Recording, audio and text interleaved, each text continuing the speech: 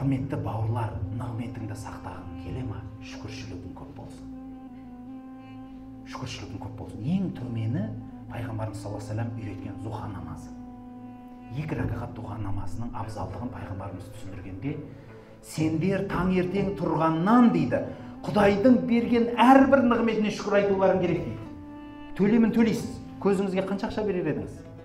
Айтыңызшы, көзіңізге. Сіз қазір егер бағасын білмесеңіз, көзі жоқ адамнан сұраңызшы. Бір адамның көзі жоқ. Сіз соның жанына барып сұраңызшы. Сіз 1 сағат көру үшін қанша ақша төлер едіңіз десе, не деп жауап берер еді? Айтыңызшы. Көзі көрмейтін адам. 1 сағат сізге қазір көруге рұқсат берілейін деп тұр. Қанша ақша бересіз? Саудаласа ма сізбен? Мен ойлаймын, саудаласпайды. Ол айтады, сен айтшы дейді. Сен айтсай дейді, мен бір нәрсе табам дейді соны. 1 сағат па болды. Болды, 1 сағат көріп алайын дейді.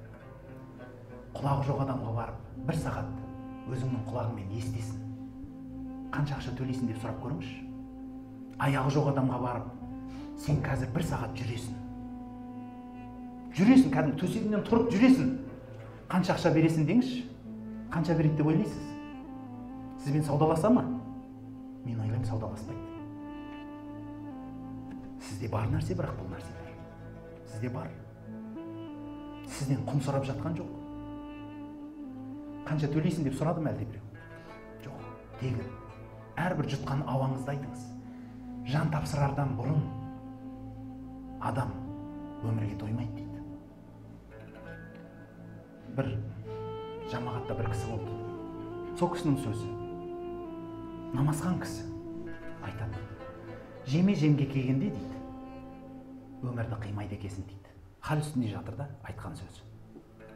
Хал үстінде жатыр, сөйтіп айтады дейді. Шындап келгенде, енді жаннатқа барасың, ла иляха иллаллах, Мұхаммад расул, бәрін айтып жатырмын, Құран оқып жатырмын, бәрі жақсы. Бірақ қимайды екесің дейді. Сіздің күніге тегін жұтып жүрген ауаңызға қанша төлер едіңіз? Айтыңызшы, бағасы бар ма оның? Әрбір жұтқан ауаңызға қазір де демалып отырсыз. Су жұтып жатсыз, өзіңіз тамақ ішесіз. Сол тамағыңызды өзіңіз апарып тастайсыз. Бұның барлығы егер құнменен болса, қаншалықты қымбат деп ойлайсыз? Ата-ана, бала-шаға, Құдайдың берген нығметтері көп. Пайғамбарымыз саллаллаху алейхи ва саллям айтады. Осының бәрінің құнын төле десе қанша төлер едің дейді. Ал енді одан гөрі дейді.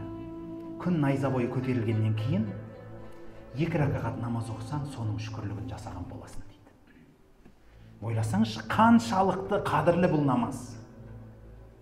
Зуха намазының, бұны духа деп айтады, зуха деп айтады. Біздің тіліміз болмағансын ұқсатып айтамыз. Мағынасы бір. Ишрақ дегенде аты бар бұның. Бәрі мағынада. Шүкіршілік намазы. Сіз бір күндік шүкіршілігіңізді орындаған болады екенсіз. Бір күндік шүкіршілігіңіз. Ал шүкіршілік сізге не беретін еді?